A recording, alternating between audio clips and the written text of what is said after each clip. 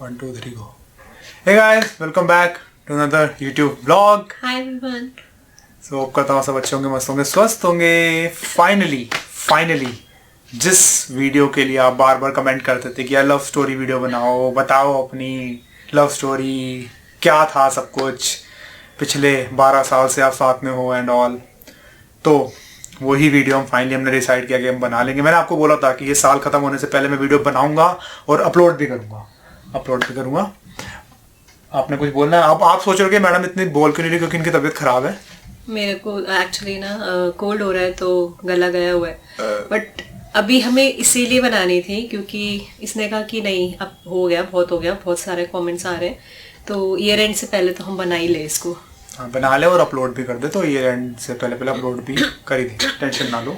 मतलब हो ही गई अपलोड, अब देख ही रहे हैं लोग, उनको पता है कब हुई अपलोड. तो ये तो बहुत बकवास बात थी ये बोलनी ना, मेरे हिसाब से बहुत ज़्यादा बकवास. कभी बार हो जाता है फ्लो में ना निकल जाता है. कोई बात नहीं. सो बकवास बंद करते हो, स्टार्ट करते हैं. तो कहानी स्टार्ट होती है 2012 से 10 सितंबर 2:27 पे दोपहर के. अच्छा, एक्यूरेट एकदम टाइमिंग. हाँ, ये इसको पता है, बट इसको ना कुछ अपना इन्वॉल्वमेंट दिखाना है, इसलिए बोल रही है व्लॉग में. इसको सब कुछ ये पता है. हाँ, तो बोलूंगी ना जहाँ पे मुझे लगेगा कि ठीक नहीं जा रहा, तो हाँ तो बोलना पड़ेगा ना. हाँ प्लीज बोलना, मतलब फिर कम ही बोलना, ठीक है.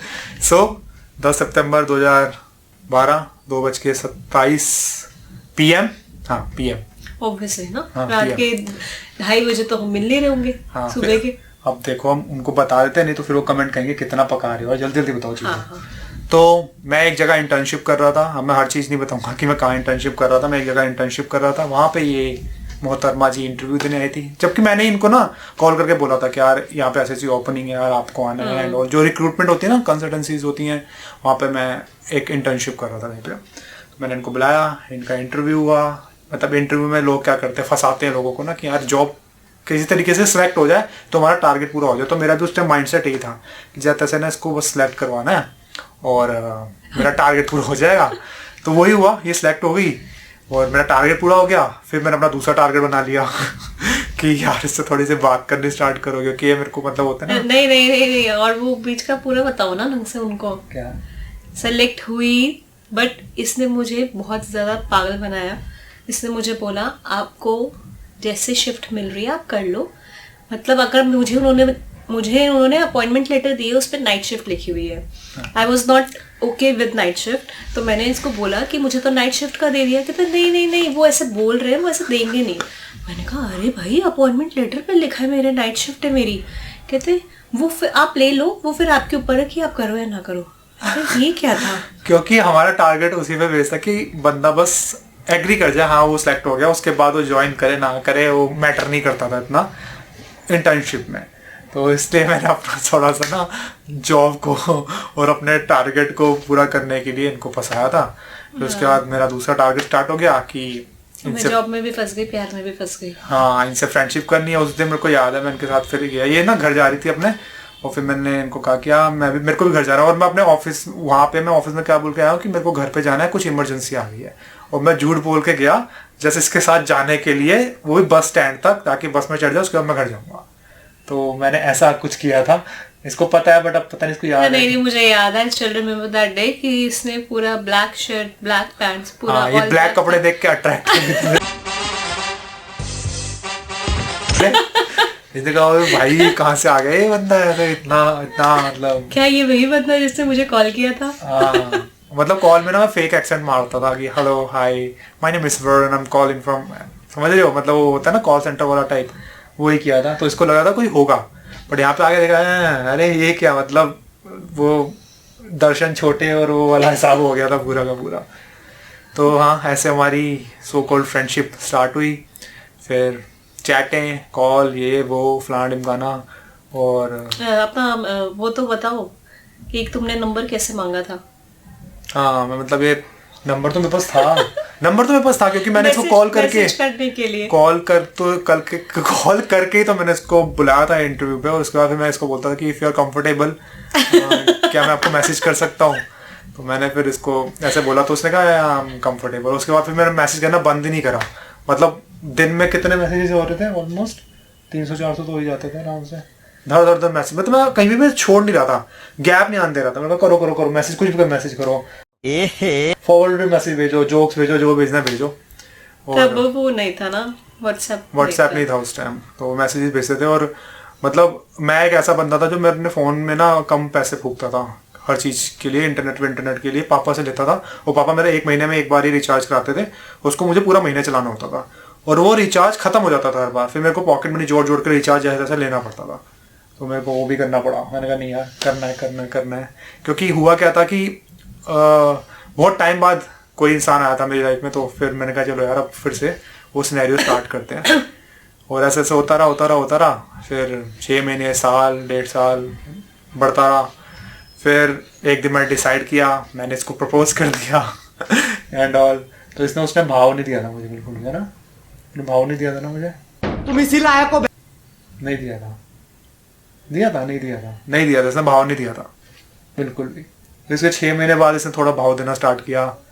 फिर मेरे को सबसे बड़ी प्रॉब्लम ये हो रही थी कि यार मैं कोई जॉब वॉब तो कर नहीं रहा था ढंग से, क्योंकि जहाँ मैं इंटर्नशिप भी कर रहा था वहाँ पे मेरे को 3-4 हज़ार रुपये मिलते थे। तो फिर मैंने तो सोचा यार जॉब वॉब तो है नहीं है, लड़की तो लात मार दी, क्योंकि ये कहीं पे कोचिंग कर रही थी, कोचिंग दे रही थी। उसके बाद इसने वो वाली जॉब तो एक्सेप्ट की नहीं थी जो मैंने बताई थी इसको। उसके बाद किसी मतलब वो कोई नहीं कोचिंग नहीं कर रही थी, वो तो उससे पहले की थी। अच्छा, उससे पहले, उसके बाद की जॉब लग गई थी कहीं और, है ना। हाँ, बट इसकी जॉब अच्छी लग गई थी और मैं वही 3,000 रुपये पे अटका पड़ा था। तो मैं वही सोच रहा था क्या करना पड़ेगा, कैसे करना पड़ेगा। तो मैंने कहा चलो देखते हैं। उसके बाद थोड़ी थोड़ी जॉब दूसरी मिलती गई, दूसरी कंसल्टेंसी में अप्लाई किया, फिर एज एन HR दूसरी कंपनी में अप्लाई किया। तो वही 8 से 10, 10 से 12, 15, 20, 25 ऐसे ऐसे बढ़ती गई सैलरी। और जब मैंने इसको प्रपोज किया था, मैंने बताया कि इसने एक्सेप्ट ही नहीं किया था। फिर इसने 6-7 महीने बाद थोड़ा थोड़ा इंटरेस्ट दिखाना स्टार्ट किया कि हाँ चलो विल सी, देखते हैं कैसे आगे चलता है। चलता रहा। बट जैसे हर रिलेशनशिप में होता है कि उतार चढ़ाव बहुत आया, बहुत लड़ाई हुई, बहुत मिसअंडरस्टैंडिंग हुई, बट हम एक दूसरे के साथ हमेशा खड़े थे।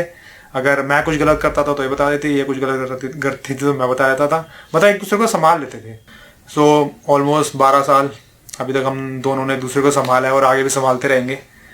यही एक होता है ना एक दूसरे के ऊपर ट्रस्ट और कॉन्फिडेंस और एक दूसरे को समझना, वो बहुत ज़्यादा मैटर करता है। जबकि हम दोनों एक दूसरे के बिल्कुल अपोजिट है, मतलब हम दोनों की बहुत ही कम चीज़ें है जो मतलब हम दोनों को पसंद आएगी।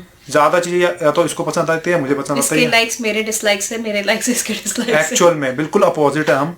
और जब हमारी शादी तय हुई थी ना, तो हमने पहले बोलते थे घर पे कि हमारी कुंडली वुंडली मत मिलाना, हमें इसमें इंटरेस्ट नहीं है, क्योंकि हमें पता था क्या होने वाला है। ऑनलाइन चेक कर लिया था। हाँ, कितने गुण आते हैं, मिले थे 11 गुण मिले थे, बस 11 गुण मिले थे। और उस टाइम भी मैंने कहा चलो यार ये नहीं बताना, बट आई गेस तेरे मम्मी को पता था ना।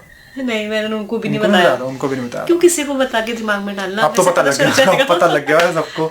अब तो सबको पता लग गया। अभी तक किसी को नहीं पता था, ये किसी को भी नहीं पता था। अब आपके जरिए बस फ्लो में निकल रही है चीजें। तो यही था। फिर 8 साल फ्रेंडशिप, उसके बाद 2020 25 फरवरी को हमारी शादी। पर शादी, हाँ शादी बहुत सिंपल हुई थी, क्योंकि मेरे को शो शाह करने में बिल्कुल भी इंटरेस्ट नहीं था। नहीं, वो क्वेश्चन भी था ना उनका एक, शादी के लिए कैसे कन्विंस किया। हाँ, शादी के लिए कैसे कन्विंस किया। अच्छा, ये इसने क्वेश्चन अपनी तरफ से डाला, मेरे को पता उनको Q&A में था ना। हाँ, Q&A में था। तो शादी के लिए कन्विंस कैसे किया मैंने, तो मैंने तेरे को कैसे कन्विंस किया? ओह गॉड, मुझे नहीं, हमने अपने पेरेंट्स को कैसे कन्विंस किया? तेरे को पेरेंट्स को कन्विंस करने की कोई जरूरत इतनी पड़ी नहीं। जब मैंने घर पे बताया था तब मेरे को बहुत गालियां पड़ी थी कि हाँ, क्योंकि हमारे घर में ना लव मैरिज वाला कोई सीन था नहीं। मेरे घर में तो था, इसके घर में तो था, मेरे घर में नहीं था। तो मैंने जब बताया ना, तो मेरी मॉम, उन्होंने बहुत ज़्यादा रिएक्शन दिया था। मॉम का उस टाइम रिएक्शन बहुत ज़्यादा था। मॉम अभी भी ये चीज़ बोलती है कि उस टाइम तो मैं ऐसा हुई थी, हैं मतलब लोगों को, घर वालों को होता है ना, इससे किससे कोई नहीं पटेगी, समथिंग लाइक दैट। और जब मैं बताया कि हाँ मैंने तो ऐसे लड़की पसंद कर रखी है, तो मम्मी करी बस यही दिन देखने के लिए बैठी हूँ मैं, हैं घर में जवान पहने हैं, तेरे को अपना पड़ा हुआ है। तो मैंने कहा मेरे को पसंद आ गया। उनको क्या पता उससे पहले मतलब क्या चल रहा है, कितने टाइम से रिलेशनशिप में, उनको ये नहीं बताया था। फिर मैंने, वो तो बाद में पता लगा था उनको शादी के, कि हम इतने टाइम से रिलेशनशिप में थे। बट हाँ, ये रिएक्शन था मेरी मॉम का। मेरी मॉम बहुत गुस्सा हो गई थी उस टाइम। फिर मैंने कहा था कि चलो देखेंगे मम्मी, मिलवाना तो है थोड़े टाइम बाद। तो वैसे तो मेरी बहनों ने पहले इनको देखा था, बट इससे भी पहले ये हमारा रिलेशनशिप, जब 2 साल हो गए थे हमारे रिलेशनशिप को, तब मेरी बहन का बर्थडे था और हम फर्स्ट टाइम हम बर्थडे में बाहर मना रहे थे। मतलब होता है ना, उस टाइम की यार इस बार तो थोड़ा अलग करते हैं, और रेस्टोरेंट में हमने एक टेबल बुक करी थी, वहाँ पे केक वेक एंड ऑल, मतलब मेरी कजन्स भी थी, मेरी सिस्टर्स भी थी, तो हम सब ने एक प्लान किया था। तो मेरी एक कज़न है, उसकी फ्रेंड बना के मैं इसको लेके गया था कि ये उसकी फ्रेंड है और ये मेरे साथ आई, क्योंकि उसने मुझे बोला था इसको पिक कर लिया अगर तू वहाँ से आ रहा है तो, क्योंकि मुझे केक वहाँ से लाना था। तो मैंने कहा था ठीक है मैं पिक कर लूँगा, वहाँ से ले आऊँगा, जबकि आज तक ऐसा कभी ज़िंदगी में मेरे साथ हुआ नहीं। और मैं उसको पिक करके वहाँ पे लाया और सब ड्रॉप करने भी गया। हाँ मैं ड्रॉप भी करने गया, उसकी मैं स्टोरी बताता हूँ आपको। तो मैं ले आया और सबको यही डाउट हो रहा था ये मतलब कौन, और ये मैं कहाँ से ले आया इसको यहाँ पर। और उस टाइम उनको बहुत ज़्यादा डाउट हो गया था कि हाँ यार ये इसकी गर्लफ्रेंड है। उसके बाद जब हमने सारा पार्टी वार्टी हो गई, उसके बाद मैं उनको ये कह रहा हूँ कि ठीक है अब तुम एंजॉय करो, मुझे घर जाना है और मुझे इनको ड्रॉप भी करना है, मुझे काम है और मुझे ऑफिस भी जाना है। मैं ये बोल के गया था कि मुझे ऑफिस भी जाना है और मैं इसको ड्रॉप कर दूंगा रास्ते में। उस टाइम उनका डाउट जो था ना पूरा एकदम से मतलब क्लियर हो गया था कि यार ये तो इसकी गर्लफ्रेंड ही है और ड्रामा है। और जबकि वो उस रेस्टोरेंट में थे, वो रेस्टोरेंट इधर था और रेस्टोरेंट के इधर ही ऊपर फर्स्ट फ्लोर पे सिनेमा हॉल था। मुझे से घर ड्रॉप नहीं करना था, हम दोनों को मूवी देखने जाना था उसी सिनेमा हॉल में। हम वहां से बाहर निकले हैं, जस्ट वहीं से दूसरे गेट से अंदर हुए और ऊपर पहुंच के फर्स्ट फ्लोर में सिनेमा हॉल में मूवी देख रहे थे हम। तो ये इंसिडेंट हुए हमारी लाइफ में बहुत ज्यादा, है ना, ये हुए थे ना वो आज भी इसकी कजन्स और वो इसकी सिस्टर बोलती है कि मतलब भैया ने आज तक किसी लड़की को ड्रॉप नहीं किया होगा, हमने देखा नहीं है। हाँ। और ये साक्षी दी की फ्रेंड को ड्रॉप करने गए हैं। वाह, और एकदम अग्री कर गए, चलो हाँ मैं छोड़ाता हूँ। वो ऐसे हरकतें करी जो कि बिल्कुल सर पैर, जिसका मतलब कोई सेंस है इस बात की, वो वाला साफ था ये। तो ऐसे हुआ। उसके बाद जब मैं बता रहा था कि डिसाइड हो गया था कि मैरिज करनी है, तो सबसे पहले मेरी सिस्टर्स मिली थी इससे, और उसके बाद फिर हमने डिसाइड किया था कि मैं अपने मॉम डैड से मिलवाऊंगा। तो मेरे मॉम डैडी मिले थे, गुरुद्वारे में मैं लेके गया था, वहाँ मिले थे। उसके बाद मेन जो मुद्दा था इनके घर जाने का क्योंकि मेरे मॉम डैड भी कहते कब करनी शादी, और इसके मॉम डैड भी कहते कब करनी शादी। हमने नहीं बोला था, हम तो कभी मतलब रेडी नहीं थे शादी के लिए। एक थोड़ा करियर का भी था, करियर था ऊपर से, क्योंकि एक पॉइंट तक एक मतलब करियर सेट कर ले, उसके बाद हम करेंगे। क्योंकि जो हमें जॉब चाहिए थी, जिस लेवल पे हमें जॉब चाहिए थी, वो उस टाइम तक नहीं मिल रही थी। वैसे तो अभी तक भी नहीं मिली है इतनी अच्छी बट उस टाइम तक तो बिल्कुल ही नहीं मिल रही थी। अभी थोड़ा बहुत ठीक है मामला, बट उन्होंने बोल दिया जो करना है अब शादी के बाद करते रहो। हाँ उन्होंने मतलब बोला, हमने कुछ नहीं किया, हमने कुछ इनिशिएटिव नहीं लिया, हमारे पेरेंट्स ने इनिशिएटिव लिया कि तुम दोनों शादी करो, बहुत हो गया तुम्हारा, जितना तुम तफरी मार रहे हो, बाहर घूम रहे, ये वो, शादी के बाद जहाँ घूमना जाना चाहो।